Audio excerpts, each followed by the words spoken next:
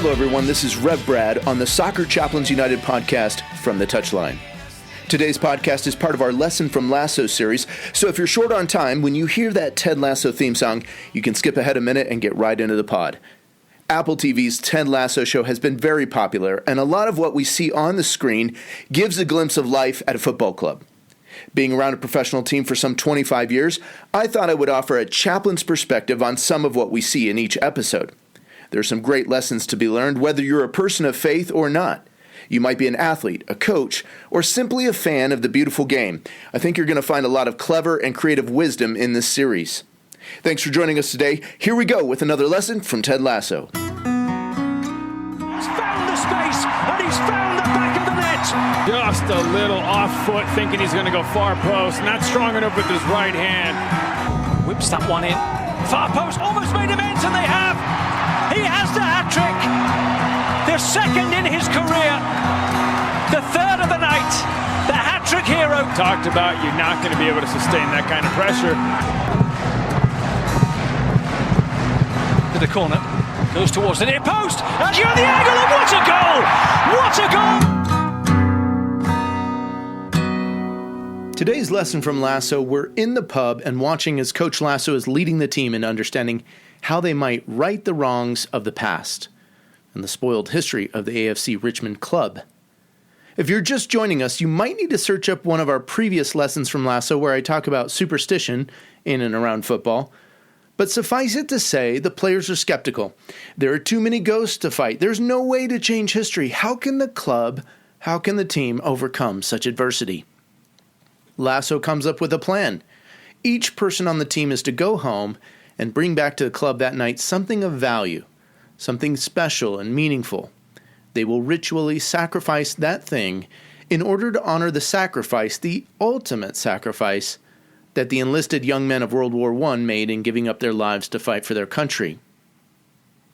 It may not seem popular, but sacrifice is a major theme in team sport.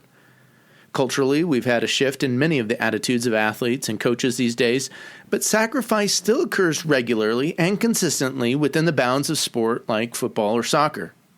Not everyone can be in the starting 11. It's up to the rest of the team to work and strive hard to make ready those who are involved from the outset of the game. Sacrifice is one of the virtues that might be learned as part of the beautiful game. But this type of sacrifice is something a little bit more transcendent than that aspect.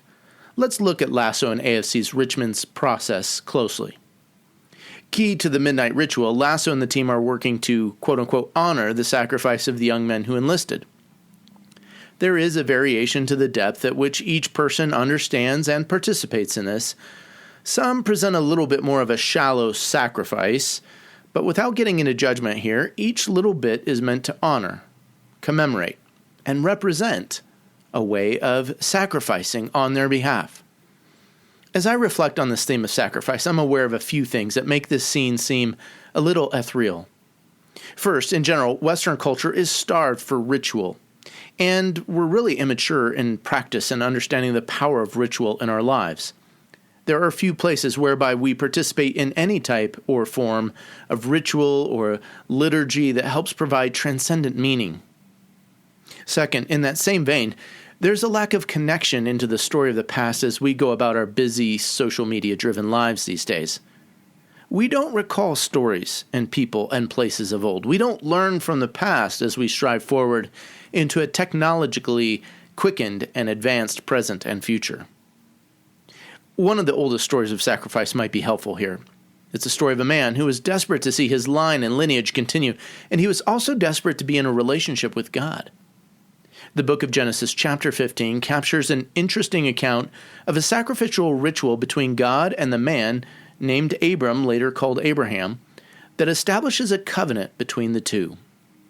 You see, in ancient times, when two parties were committing to one another, they would walk between sacrificed carcasses of animals as a way of saying, look, if I don't hold up my end of the deal, then may this, essentially death, happen to me. What is interesting, though, about this account is that Abram never walks the covenantal path. Instead, we see God walking through twice on his own. It's almost as if God knows that Abram can't fulfill the commitment and the covenantal vows, and so God takes on both parts of the agreement. My friends, this picture of Abram and God is a foreshadowing of our own faith and spiritual lives. We cannot fulfill the commands of God. We cannot live perfectly in our human life here on earth and in our condition. Like Lasso and AFC Richmond, there is a haunting ghost that hovers over us, and a sacrifice is needed.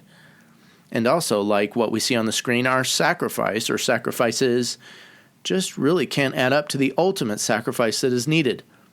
Those soldiers gave their lives.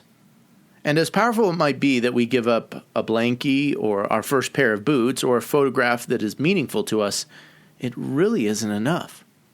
So God walks through on our behalf. In the person of Jesus, it is a sacrifice of Jesus, his death on a cross over 2,000 years ago, that is God walking the covenant path for us. Taking on our part of the sacrifice, we now have the opportunity to cling to Jesus as a representative of that substitutionary atoning sacrifice. Seems a big word there, but essentially, Jesus acts as our substitute. He takes on the punishment that we should have had to make things right between us and God. We need to only accept that Jesus has done this and live a life that is open to his transforming work and relationship.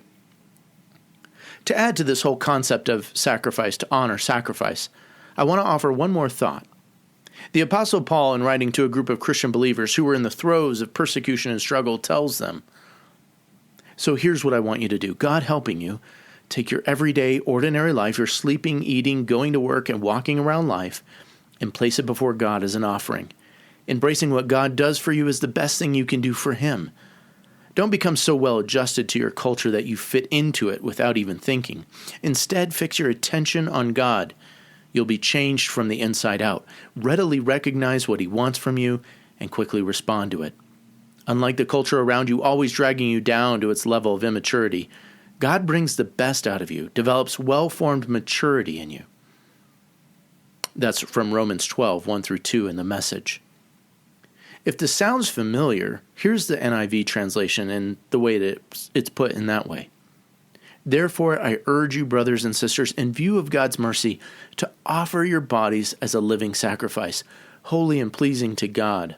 This is your true and proper worship. Do not conform to the pattern of this world, but be transformed by the renewing of your mind. Then you'll be able to test and approve what God's will is, his good, pleasing, and perfect will." So just to hone in on that particular phrase, offer yourselves as living sacrifices. My friends, sometimes in the course of our faith journey and walk with God, we might ask ourselves, what can I bring? What can I do? How can I be? And the answer is here. The sacrifice of our lives, our living lives for God, is a sacrifice that honors that sacrifice of Jesus. Is your life, your sleeping, eating, going to work, and walking around life, that all-encompassing life, offered to God? This is the best way, and really the only way, to honor the sacrifice that God has made on our behalf. Well, thanks for listening to this lesson from Ted Lasso. This is Reb Brad coming to you from the touchline.